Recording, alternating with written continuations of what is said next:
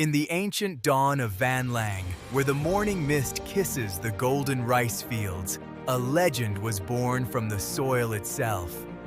In the village of Pudong, a child sat in a wooden cradle. For 3 years, he remained silent, his eyes watching a world he did not yet join. His mother watched over him with a heart heavy with unspoken questions, hoping for a sign, a breath, a single word from her silent son. But peace is a fragile gift. From the dark edges of the world, a shadow began to crawl across the horizon, carrying the scent of ash. The An invaders had come. Like a plague of steel, they swept through the valleys, leaving nothing but fire in their wake. The king's decree echoed through the mountains, calling for a hero to rise against the tide of darkness, a cry for salvation. It was then that the silence broke. The boy who had never spoken reached out, his voice ringing like a clarion call through the house. "Mother, go tell the king, I need an iron horse, an iron armor, and an iron rod to strike down the invaders." The village united. Blacksmiths hammered day and night, their bellows roaring as they forged the weapons of a legend. The people brought their harvests, feeding the boy whose hunger was as vast as the mountains, his body growing with every passing moment.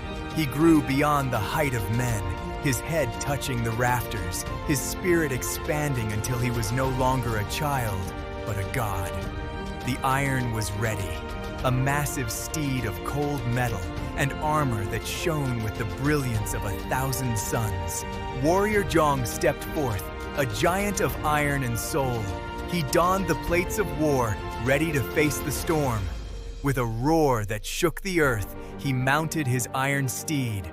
The horse breathed fire, its mechanical heart beating with celestial fury. Across the plains of Saksun, the clash of destiny awaited. One warrior against 10,000, a shield for the innocent. He struck with the force of a thunderbolt.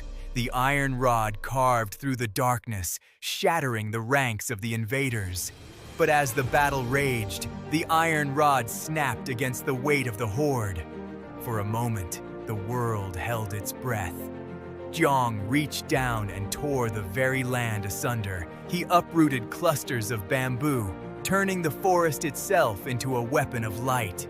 With every swing of the golden bamboo, the invaders fell. The enemy general watched as his dark empire crumbled before a single man. The iron horse galloped through the flames, a phantom of justice. The invaders fled, their shadows retreating into the void. The battle was won. Silence returned to the hills of Saksun, broken only by the settling dust and the sigh of the wind. Gióng looked back at the valley of his birth. His duty was done, the land was free, and his heart was at peace. He rode his horse to the peak of the mountain, higher than the clouds, closer to the stars than to the earth. There, he cast aside his iron armor.